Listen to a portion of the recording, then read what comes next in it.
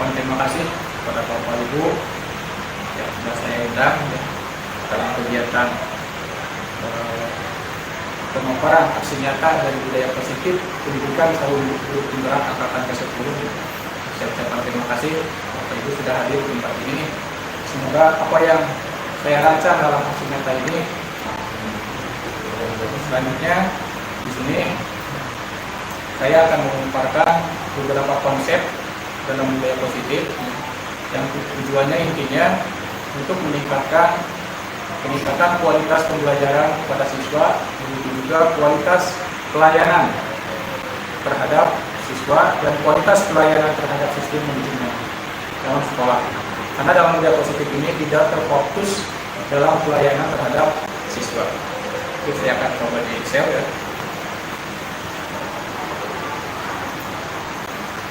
Ini konsep dari budaya positif. Ya.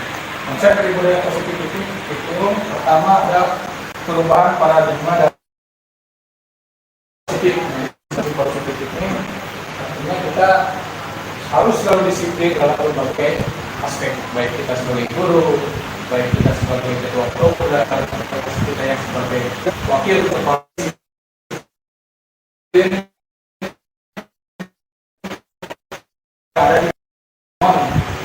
tenaga pendidikan itu khususnya DJS. Nah, bagaimana kita akan memberikan pelayanan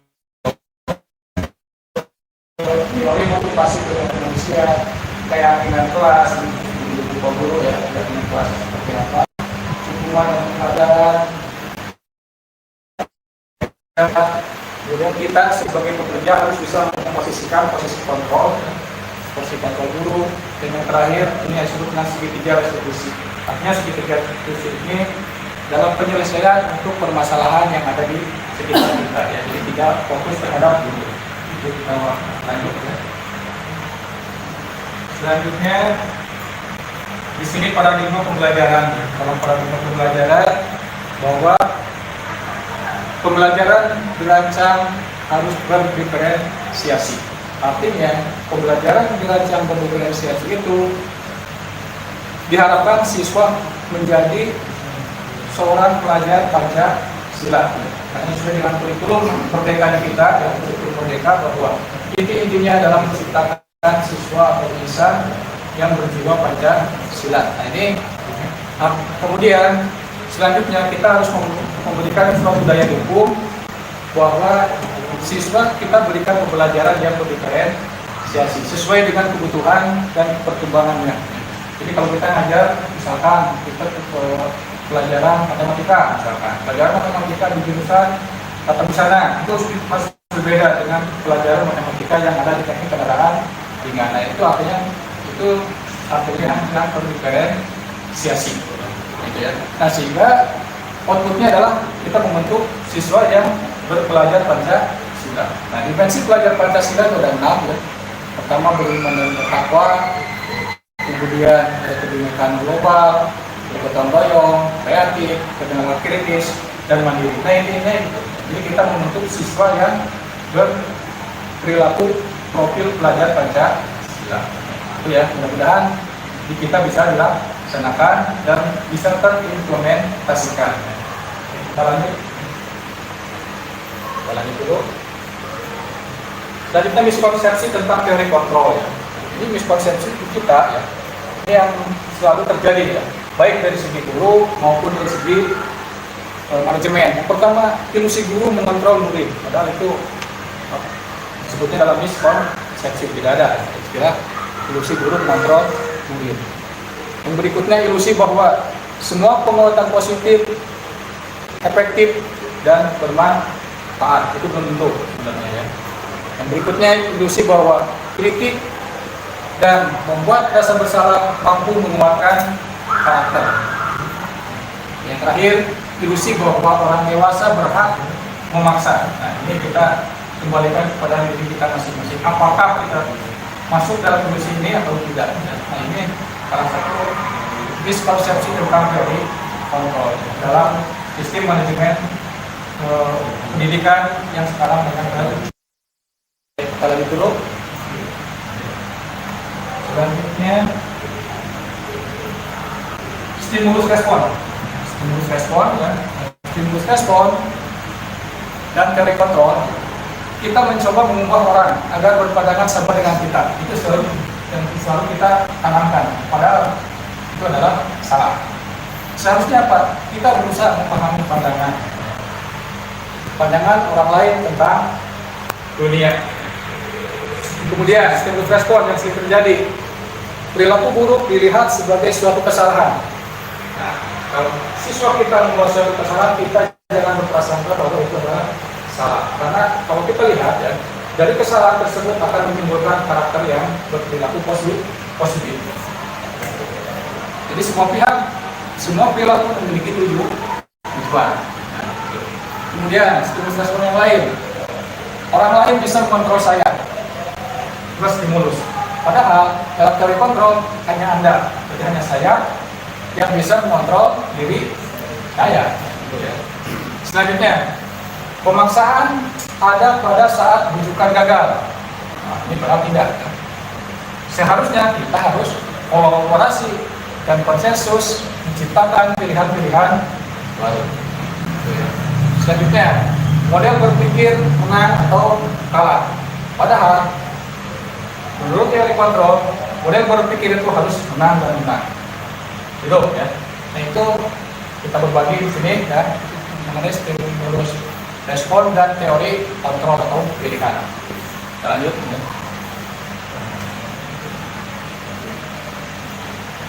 Disiplin positif.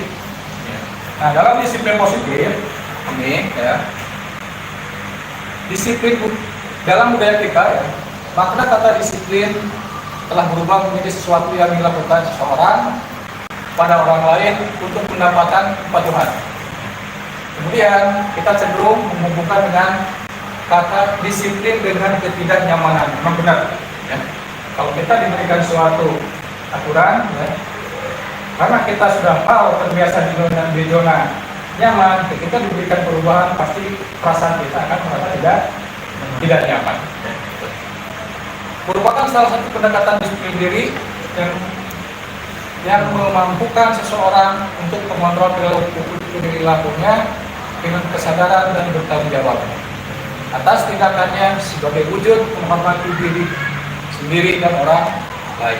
Dan sini kita sebagai pendidik ya, tujuan kita adalah menuntun murid. Ini seorang guru yang sesuai dengan filosofi Ki Hajar Dewantara bahwa guru itu adalah menuntun terhadap murid ya, untuk memiliki disiplin diri sehingga mereka bisa berperilaku yang mengacu pada nilai-nilai kebajikan demi universal.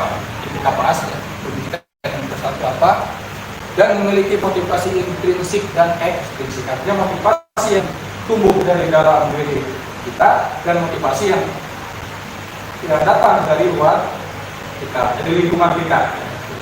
Itu yang disebut dengan disiplin positif. Ya, kita lanjut dulu. Ya.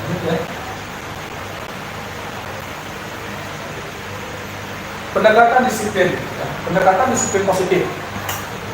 Dalam pendekatan disiplin positif, peserta didik secara langsung tetapi tentang diri dan cara kita sendiri, baik sebagai orang tua, guru, orang dewasa, dan memberikan dampak dan pengaruh positif pada anak atau peserta didik. Nah, jadi dalam hal ini untuk meningkatkan disiplin positif, kita awal sendiri. Kalau kita disiplin, setuju seperti itu? Karena ini bisa terimplementasikan di lembaga yang tercinta kita, SMPN itu satu aja desa. Ya. Dimanapun kita berada, baik yang ada di perpustakaan, yang jadi guru, yang jadi wakil kepala sekolah, yang ada di baik ya, diingatkan ya, Bismillah ta'ala kita untuk menuntun siswa kita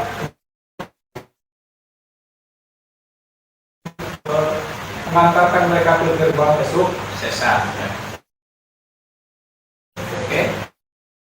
Kelompok perlu mendapatkan dukungan kebijakan sekolah. Nah, ini ya sengaja mengundang salah satu wakil kepala sekolah sini ya, ada Bapak Ibu ini ya, sebagai wakil kepala sekolah bidang untuk berarti di sini kita harus memberikan kebijakan sekolah seperti apa kebijakan disiplin yang ada di sekolah kita, baik disiplin untuk siswanya, baik juga disiplin untuk semua karyawan yang ada di SMK ini Satu Raja Besar. Ya, mungkin merupakan kebijakan dari kebijakan sekolah. Ya, betul. Oke, kita lanjut dulu.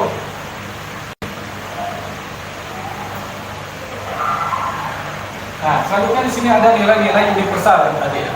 Nilai-nilai universal itu apa aja ya? Di sini ya. Yang pertama, nilai-nilai kebajikan.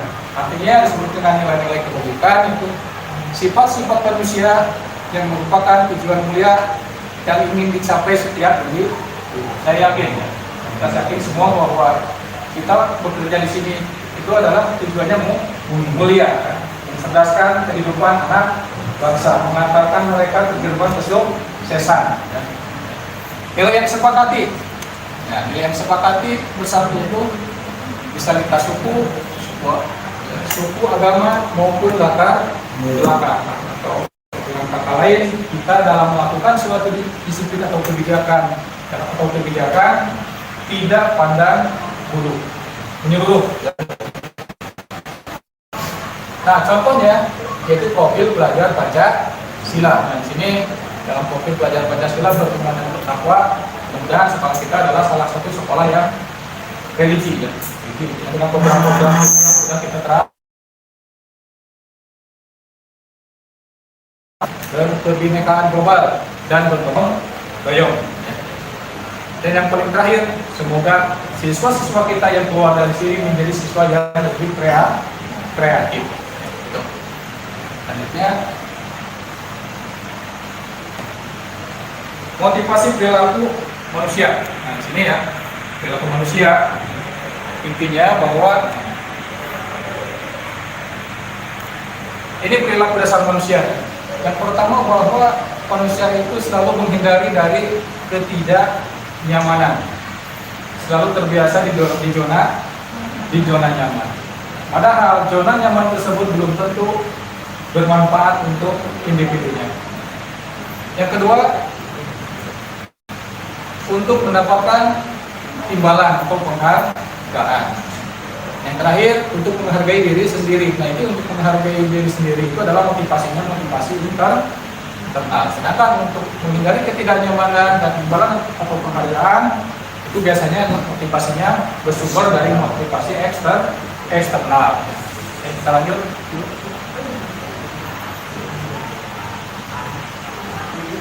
Nah, ini motivasi internal menurut filosofi Ki Hajar Dewantara. Menurut Ki Hajar Dewantara, merdeka itu artinya tidak hanya terlepas dari perintah, tetapi juga cakap kuat memerintah diri sendiri. Nah, ini Bapak pendidikan kita Ki Hajar Dewantara. Seandainya dia masih ada sekarang, kemungkinan akan menjadi Mendikbud yang paling awali. Karena filosofi pemikiran Ki Hajar Dewantara itu sesuai dengan keadaan dan tuntutan zaman. Nah, jadi ini motivasi internal menciptakan disiplin positif dan sikap merdeka. Ini dari filosofi Ki Hajar Dewantara. Itu ya. Jadi Menteri Pendidikan dan Kebudayaan pertama yang ada di Indonesia itu adalah Ki Hajar Dewantara. Gitu. Kita lanjut. Keyakinan kelas. Nah, mengapa tidak peraturan saja, tetapi harus keyakinan? Jadi kita biasanya selalu terfokus dengan peraturan. Padahal kalau menurut pemikiran dari filosofi Ki Hajar Dewantara itu adalah keyakinan kelas. Nah, apa artinya di sini? Perhatikan pertanyaan berikut. Di sini misalkan, mengapa kita memiliki peraturan 3M? Menggunakan masker, mencuci tangan, dan menjaga jarak pada saat pandemi dulu ya, COVID-19 ya. Mengapa kita memiliki peraturan harus menggunakan helm bila mengendarai kendaraan bermotor? Mengapa kita memiliki peraturan harus datang tepat waktu? Oh, ini datang tepat waktu, pulang juga harus tepat waktu. Pada saat mengikuti pelatihan pelajaran. Nah, untuk mendukung motivasi intrinsik, kembali ke nilai-nilai keyakinan yang lebih menggerakkan seseorang dibandingkan mengikuti serangkaian peraturan. Nah, gitu ya. Jadi kita kembalikan lagi ke diri kita masing-masing.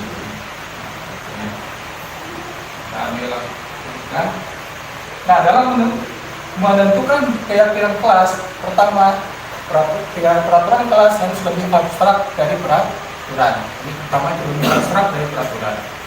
Kedua, berupaya pernyataannya bersifat universal. Kemudian dibuat dalam bentuk kalimat positif. Dan berikutnya sedikit saja agar mudah diingat.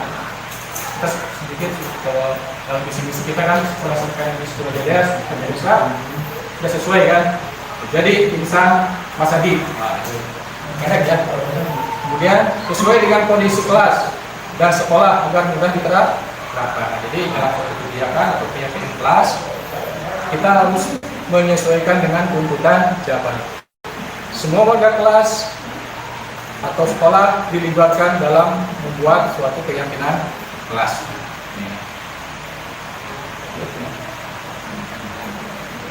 Nah, ini contoh. Ini ada contoh ya. Contoh. Selalu kembalikan buku ke tempatnya. Tapi keyakinan kelasnya apa? Dia merasa tanggung jawab. Nah, itu ya, harus kita tanamkan semua. Dilarang mengganggu orang lain. Nah, ini. Berarti keyakinan kelasnya menghormati orang lain. Hadir di sekolah 15 menit sebelum pembelajaran dimulai. Nah, jadi keyakinan kelasnya menghormati orang lain dan komitmen. Selanjutnya dilarang melakukan kekerasan. Seperti keyakinan kelasnya keselamatan atau menghormati orang lain. Ya, ini yang merasa tersinggung, punten ya. Semoga kita menjadi insan-insan yang lebih baik lagi ya. Ya. Dilarang menggunakan narkoba, kesehatan ya. Bergantian atau menurut giliran ya, ini ya. Tapi menghormati orang lain, bersabar ya. Biasanya kita antri lah ya. Gunakan masker untuk keselamatan ya, kesehatan. Nah, ini yang disebut keyakinan kelas. Jadi bukan berarti di dalam hanya satu kelas, tapi ruang lingkupnya adalah dalam sistem manajemen. Oke, kita lanjut ya. Nah, kebutuhan dasar manusia yang berkualitas. Nah, ini memang sudah merupakan suatu program kita ya. Yang pertama, ingin kesenangan. Nah, jadi seorang manajemen, apalagi yang posisinya di top manajemen, kita harus memberikan suatu kesenangan terhadap bawahannya. Seperti apa caranya? Ini harus pemikiran bersama ya. Oke. Kemudian ada kebebasan. Nah, ini ya, kebebasan. Berarti kita harus jangan sampai merasa hati kita terpukul, terbebani dengan pekerjaan kita enjoy ya. Biasakan ya. Selanjutnya ada penguasaan. Nah, ini sifat yang ini ya, sifat penguasaan. Memang kodrat manusia itu ingin selalu berkuasa. Ya. Dan selanjutnya yang terakhir adalah cinta dan kasih sayang. Nah, ini harus saling menyayangi ya, secara individu ya. Oke, betul ya. Betul. Baik. Selanjutnya 5 posisi kontrol. Ini ya. Nah, ini 5 posisi kontrol. Pertama, ini kita bisa menempatkan pribadi kita masing-masing pada posisi mana. Ya. Pertama, penghukum. Kedua, membuat orang merasa bersalah. Nah, ketiga, teman, pemantau atau manajer. Yang paling top yang mana kita? Kira-kira teman. Yo. Penghukum. Apakah penghukum? Nah, kalau penghukum yang seperti apa? Ini guru biasanya. Nah, ini guru jangan memposisikan kita sebagai penghukum. Sudah tidak ada penghukum ya. Karena penghukum itu adalah biasanya bersifat menggunakan fisik, ya, itu larang ya, tidak boleh ya. Yang kedua, membuat orang merasa bersalah. Biasanya guru akan bersuara lebih lembut. Nah, ini lemah lembut, neng, lagi ngapain? Nah, itu ya. Ini ya. Atau melihat orang yang misalkan anak itu jarang masuk sekolah, lembut kelihatannya. Ya, apa ya? Karena zaman sekarang ya, yang namanya anak dikasih keras itu bukannya bagus, malah apa menantang. Nah, itu berarti kita sedang salah dalam menempatkan posisi kita.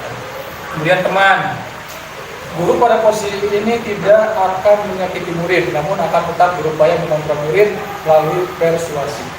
Silakan, kita mengembangkan posisi kita di mana? Ya. Apakah posisi teman? Ya. Yang keempat, monitor atau pemantau. Itu memonitor berarti mengawasi. Nah, mengawasinya bagaimana? Nah, yang terakhir adalah manajer. Diharapkan semuanya berada pada posisi nomor 5. Itu ya. Jadi sampai bisa memecahkan permasalahan. Artinya bukan berarti manajer itu kepala sekolah, tidak. Tapi di sini posisi manajer di sini adalah kita bisa memecahkan dari permasalahan yang ada dengan solusi permasalahannya seperti apa. Ya, bisa kita ya selalu terlambat. Nah, ini sekolahnya terlambat. Sudah jelas pukul 7 itu sudah masuk. Datangnya pukul 8. Nah, berarti itu masalah. Kita atasi sekarang. Apa? Nah, ini posisi kontrol itu ada 5 ya. Penghukum, membuat orang merasa bersalah, teman, monitor, atau manajer. Mudah-mudahan kita berada pada posisi nomor 5. Ya. Boleh banget. Ini kalau misalnya pembuat orang merasa bersalah itu baik atau tidak? Nah, di sini membuat orang merasa bersalah untuk kejadian seperti ini, artinya posisi kita itu adalah orang yang lemah. Nah, sekarang kita memposisikan untuk keluar dari posisi ini. Jadi kita itu hanya melihat, ini anak kekurangan, kita merasa nggak mampu untuk menegur anak. Itu salah satu kelemahan kita. Jadi merasa kita bersalah. Berat orang misalkan di lingkungan, nah ini di lingkungan misalkan lebih kasar lagi, ya. Ada orang buat kerusuhan. Kita itu tidak berani menegur, hanya bilang itu. Orang tersebut hanya bersifat bikin kerusuhan aja di lingkungan kita. Ya. Kita tidak berani untuk menegurnya. Nah, itu posisi kita itu berada tapi berada pada posisi yang lemah. Itu posisi kabur. Jadi fisiknya lemah, kemampuannya lemah, mentalnya lemah, itu pendekatan sosial. Tidak ada sifatnya. Makanya kita berusaha masuk ke posisi yang nomor 5. Oke, itu mungkin Bu. Ya. Ada lagi? Makasih Bu. Sama ya. Baik, kalau sama kita lanjut ya. Nah,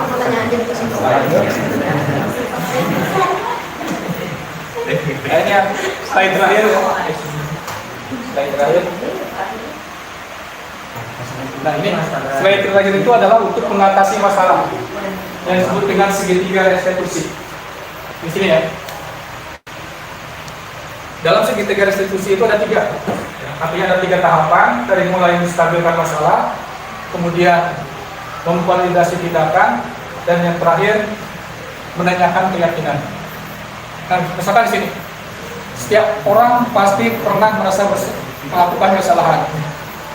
Kamu bukan satu-satunya yang pernah melakukan kesalahan. Contoh, sini apa? Misalkan ada anak yang mencontek. Nah, anak yang mencontek bukan artinya gini. Teman anak mengerjakan tugas tapi dicontek. Dia pasti marah kan? Pasti marah. Nah, tugas kita seorang guru, misalkan ibu juga kesal, pasti merasa kesal kalau pekerjaan ibu dicontek oleh orang lain. Itu bahasanya.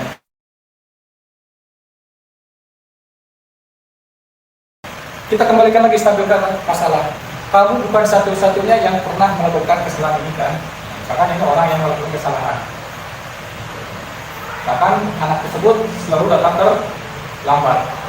Jangan langsung dihantam. Ya.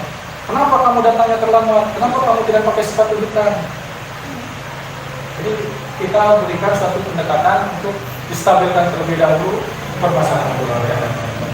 Itu konsep-konsep ini adalah konsep-konsep yang luas dari pola pemikiran filosofi Ki Hajar Dewantara. Nah, kemudian selanjutnya setelah masuk ke sini, ya,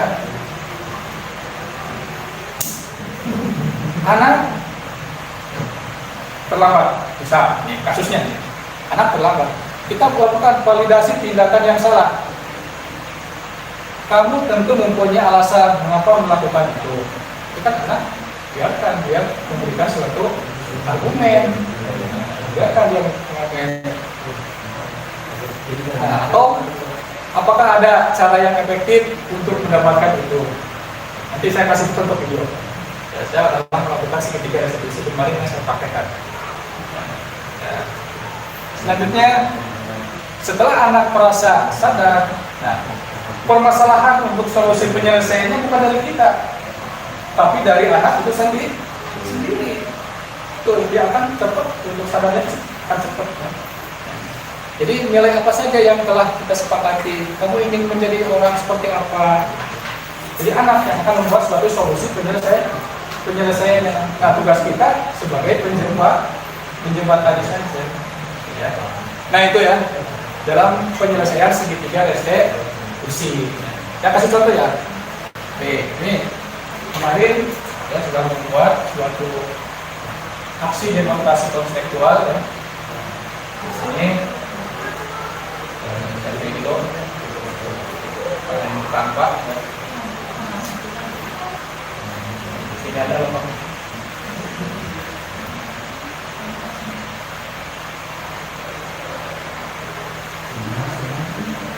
Ini ada lubang apa sih?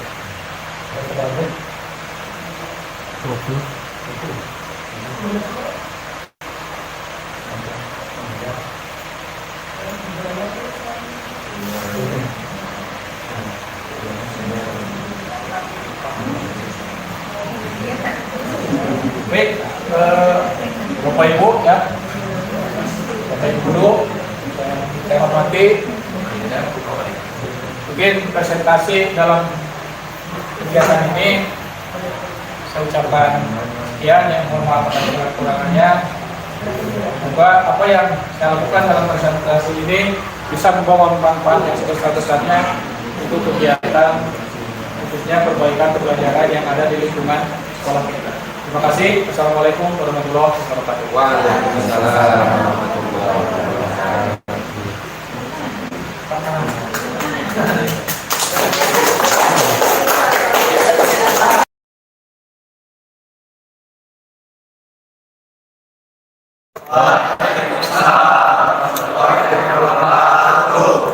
Ini semua. Oke, baik pada pertemuan sekarang ya. Kita ada beberapa hal yang harus kita sepakati dalam melanjutkan pembelajaran kita, yaitu untuk kompetensi sistem controlling ya. Oke, sebelum kompetensi dimulai, kita harus membuat suatu kesepakatan kelas ya. Artinya kita sepakat bahwa kegiatan ini harus sesuai benar-benar dengan apa yang diinginkan oleh industri ya. Baik, sebelum dimulai, pertanyaan siapa kan? Baik, siapa? Oh, Pijar. Ada semua hari ini? Ya, tidak ya. Siapa yang sakit? Atau apa? Oh, sakit satu. Oke, baik, terima kasih ya di data. Baik, sekarang ya di sini dalam kesepakatan kelas kita bahwa untuk teknik kendaraan ringan, karena kita tuntutannya dari dunia industri ya, berarti mau tidak mau ini kita harus bisa menyesuaikan dengan industri ya, seperti yang disebut dengan 5S. Ada yang tahu 5S? Nah, ini bukan senyum salam apa ya, 5S-nya ya. Ada yang tahu? Ada? Baik, nanti kita bahas dulu ya. ya. Jadi kita sepakat ya. Oke, baik, kita lihat dulu ya. Mas, kita lakukan ini ya. Dapur dulu. Jarak.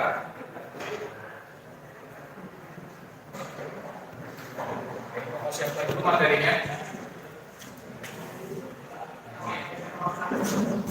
Yang itu.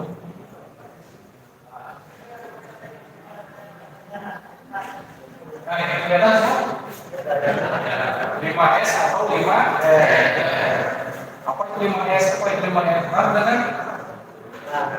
Nah, sudah tahu artinya? Sudah apa?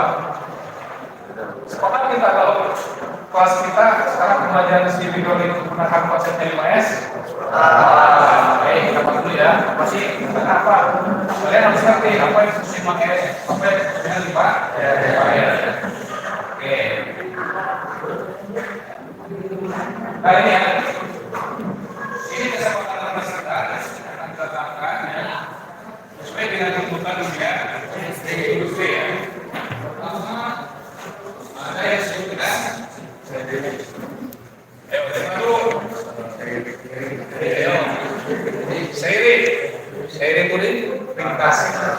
Jadi kalau case-nya itu dalam seiring, kalau R-nya berarti ringkas. Masih Indonesia. Setuju penerapan ini? Setuju. Yang kedua adalah Seiton itu adalah berarti ketika nanti kalian praktek ya, setelah melakukan praktek kegiatan PKR tempat kerja harus diapakan dulu itu tuntutan seperti itu ya. Nah, kita sekarang aplikasikan apa yang diinginkan oleh industri, kita aplikasikan sekolah kita ya. Setuju? Masih. Yang ketiga apa? Seiso itu apa? Apa dengar sih? Sing itu apa? Sing itu jadi pindah kelihatannya ya. Artinya bersih kembali tempatnya, alat kerja, peralatan kerja juga rapih kembali dirapikan. Jadi jangan sampai peralatan berserakan gitu saja ya. Baik, itu S yang berapa? Ketiga. Yang keempat Seiketsu itu apa? Rawat. Apa artinya rawat? Pelihara. Contoh dalam sistem hidrolik di otomotif atau di kendaraan ringan. Alat apa yang menggunakan sistem hidrolik? Ayo, yang tahu? Alat, ini alat. Kalau subscriber itu paham, alat. Dong? Pemeliharaan nomor apa? Salah satunya. Pertama, saluran tidak boleh bocor. Ya, kemudian bekasnya apa lagi? Di tempat. Oke, itu salah satunya ya. Nah, selanjutnya adalah C. Kita harus kan? Jangan bolos-bolos. Kecuali kalau sakit atau ada kepentingan hal-hal yang ingin ya. Nah, jadi ini 5S ya. Oke, setuju? Baik, saya ulang lagi ya. Ini kata kelas ya.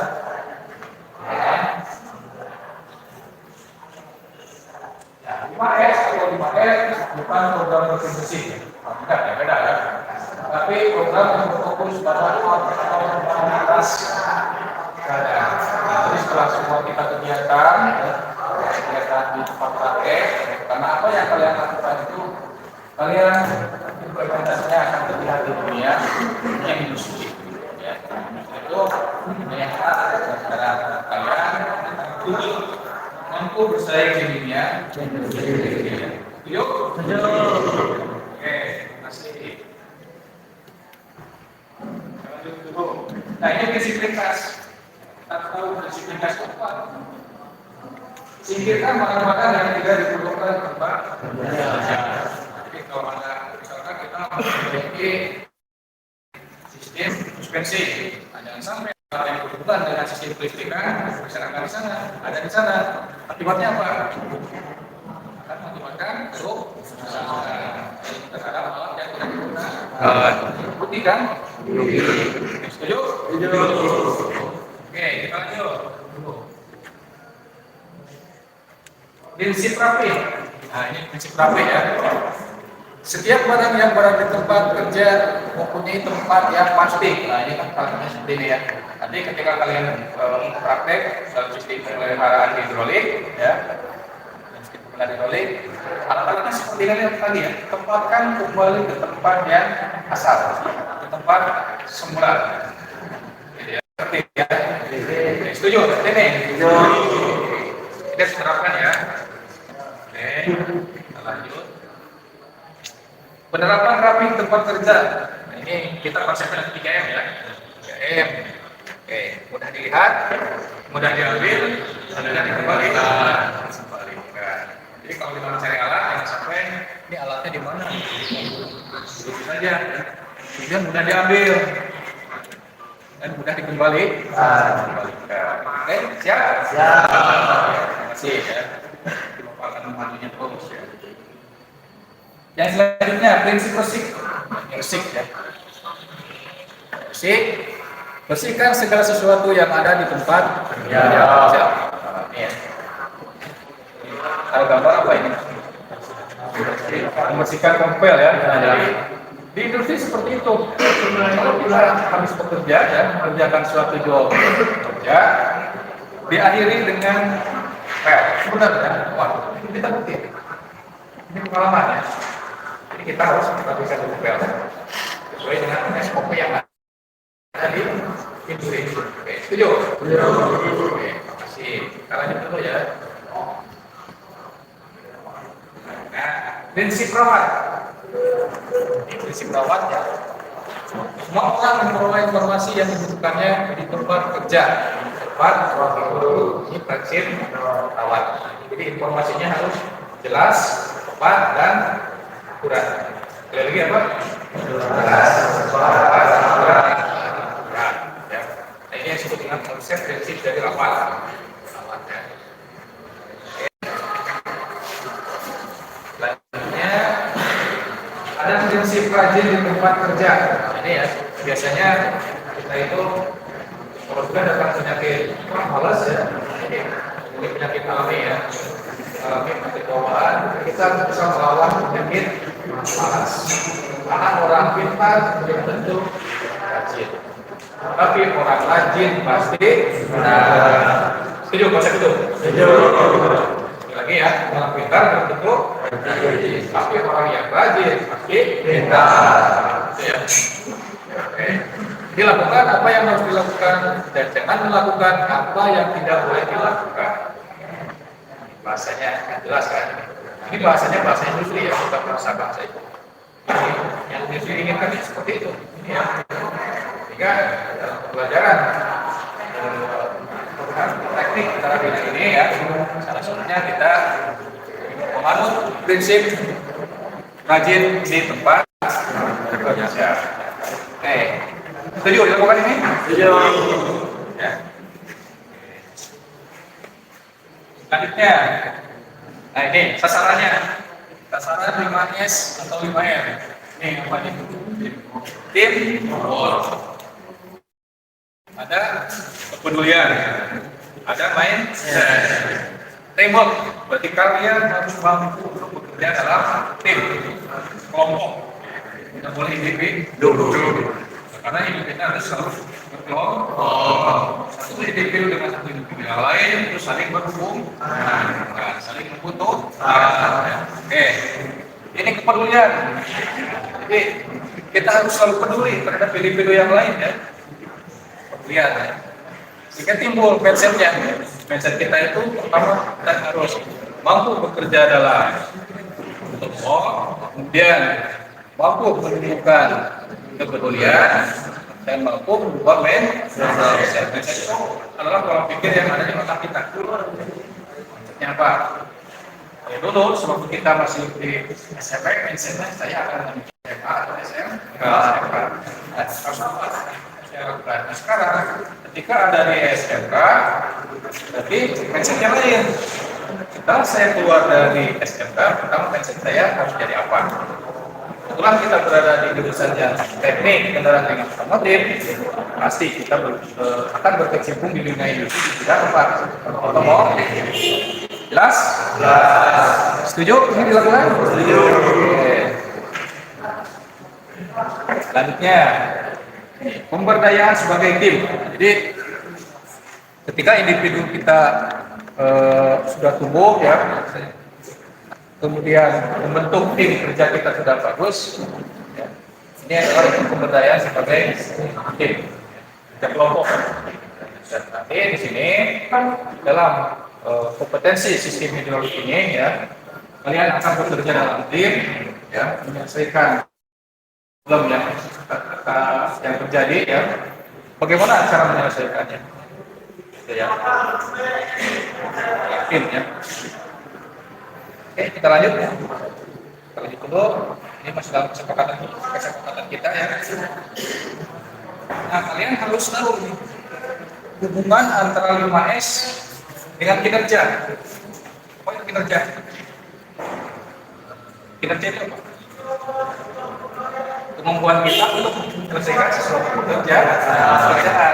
Nah, kalau di pabrik atau di industri berarti sesuai dengan SOP ya. Nah, di sini ya, hubungan 5S dengan kinerja. Pertama, area kerja teratur. Kita akan mengerjakan sesuatu, terutama di dunia industri, menimbulkan apa? Cacat. Kalau cacat yang rugi siapa? Konsumen. Konsumen kita apa? Kalau di teknik kendaraan otomotif,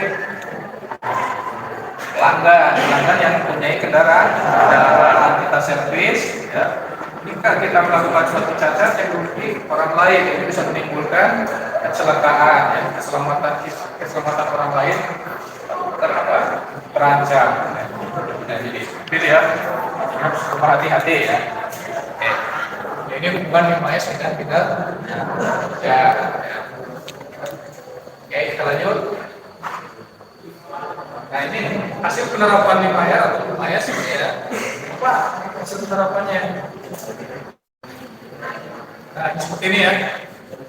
Kalau tadinya sebelumnya masyarakat, sebenarnya kita terdaftar di yang asalnya tadi pertama harus sudah diambil dan kembali di pola penyimpanannya. Ada yang komentar? Jelas di sini? Bagus kan? Karena ini menyimpan bahan tapi ketika kita akan mengambil kita tidak tahu prosesnya seperti ini. Jadi kita cukup begitu saja.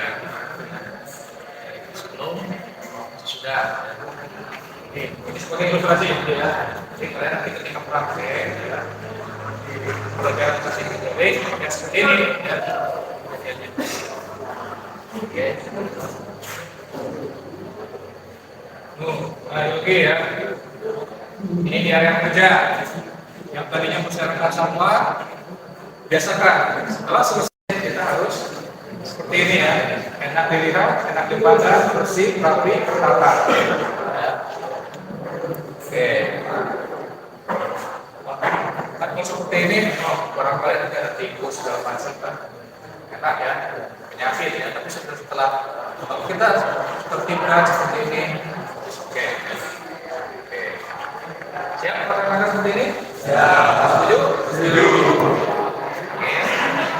Selanjutnya, ini masih ini ya. Ini contoh-contohnya.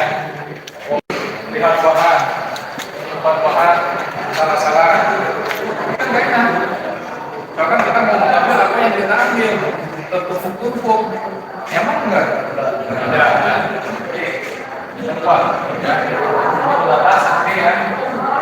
Simpan pada tempatnya, sudah diambil, sudah dilihat, sudah dikembalikan. Itu konsepnya ya. Itu konsep yang ada di industri gitu ya. Karena kenapa kita selalu memakai konsep yang ada di industri? Karena kita akan memakai di mana? Di industri. Oke, kita lanjut. Terakhir, thank you for listening. Terima kasih. Ya. Jadi ya pembelajaran kita memakai konsep pertanyaan sekarang kesepakatan kelasnya. AS, ya. Oke. Akhirnya kita pakai itu berubah ya.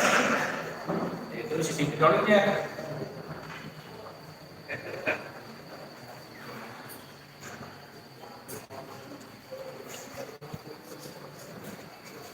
Sistem hidrolik, apa sih sistem hidrolik itu?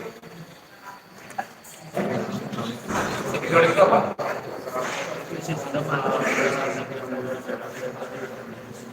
Ya, nah ini kan juga istilah. Karena kalau di otomotif apa saja? Contoh, dongkrak ada dua kan? Ada dongkrak yang ada yang menggunakan sistem hidrolik. Yang paling besar tenaga itu bukan hidrolik, sebenarnya apa? Sistem pneumatik, rem angin. Yang tidak tenaganya, karena tenaga yang paling gede itu angin, rem angin. Kendaraan yang besar tidak menggunakan rem hidrolik, menggunakan rem angin, pneumatik. Nah, selanjutnya untuk di level kita di teknik kendaraan dengan otomotif, salah satunya adalah penggunaannya itu pertama adalah dongkrak, kemudian sistem apa lagi?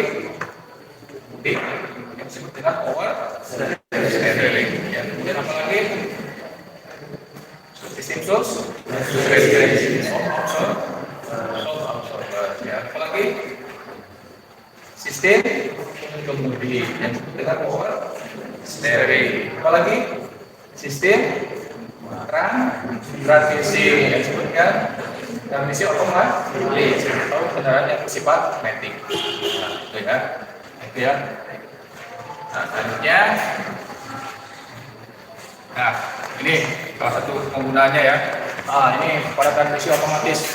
Ya, nanti kalian belajar tingkat kelas 11 ya, kelas 11 belajar sistem transmisi otomatis ya. Ini press hidrolik. Ya, kalau di kita ada yang disebut alat apa? Rem, ya, engine rem yang digunakan engine. Nah, ini rem disebut dengan rem hidrolik. Dongkrak ya. Biasanya disebutnya dongkrak apa? Dongkrak buaya. Nah, kenapa disebut dongkrak buaya? Karena bentuknya seperti buaya. Oke ya, itu. Nah, ini aplikasinya. Aplikasi hidrolik, karena kita pengguna hidrolik itu luas ya, bisa di bidang industri, bisa di bidang kendaraan, bisa di bidang penerbangan. Nanti kita berada di posisi yang mana? Di bidang kendaraan bisa power steering, komponennya. Bayangkan sekarang kendaraan besar tidak memakai power steering, siapa yang bikin sampai tidak setirnya sampai medianya. Tapi kalau kita pakai power steering ya, pakai tangan sedikit aja kita sudah bisa belok ya. Nah, ini aplikasinya ya. Ini keuntungannya pertama tenaga besar, dimensi peralatan kecil, ya. Kecepatan gerak ya, seperti arus dan diubah geraknya, pencegahan ubah lebih sudah di tingkat tanpa konsep hidrolik ya. Apakah kendaraan yang besar ya, dengan tangan kiri ya, naik. Nah, ini keuntungannya ini macam-macamnya. Ada dongkrak hidrolik, ya, rem, baik rem cakram maupun rem ada derek lantai.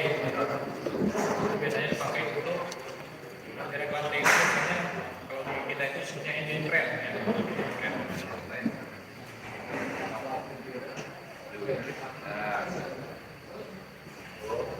Ini macam hidrolik dinamis ya, dinamis sama hidrolik yang menggunakan potensi zat cair yang bergerak sehingga memiliki atau menimbulkan tenaga hidrolik. Jadi hidrolik itu jangan terfokus dengan oli, air, minyak,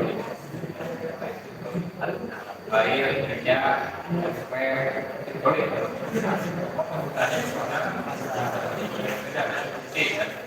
Nah, ini sama kan karena rumas pada rem dan rumas untuk mesin berbeda.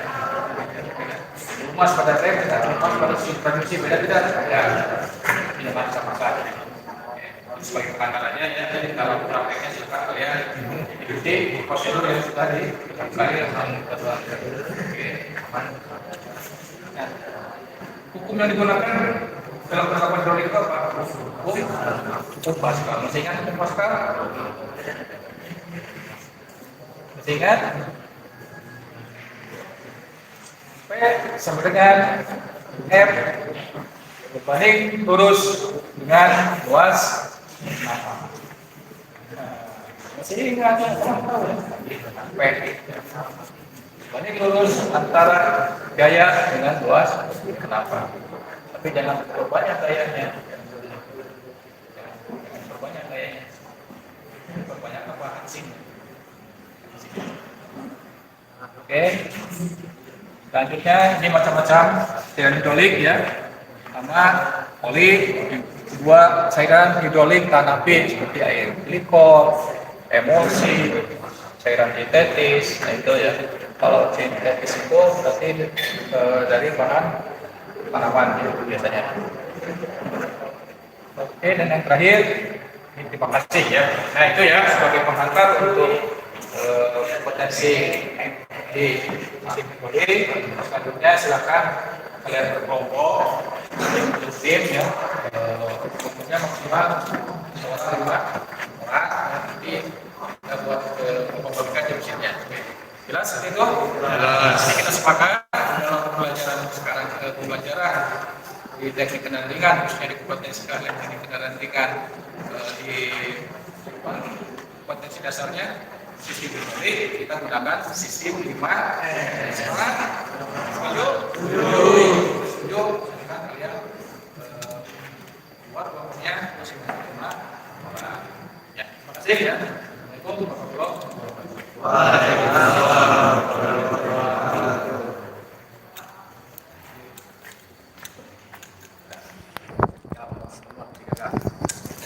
Kan dipadukan. Ya selesai ya. Bagaimana? Pak ingin ngomong demi oke.